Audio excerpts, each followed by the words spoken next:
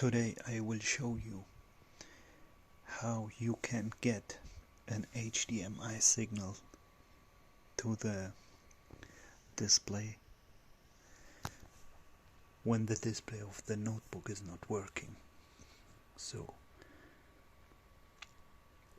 as you can see, I have the HDMI cable connected on the external monitor, but there is no signal.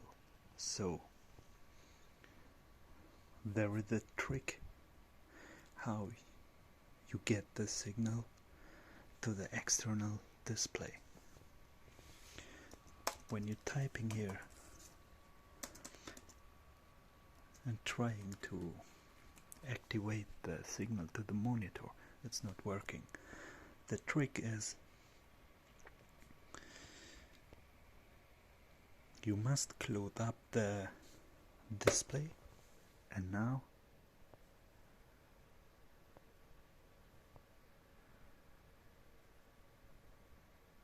there's the signal, as you see, and you are able to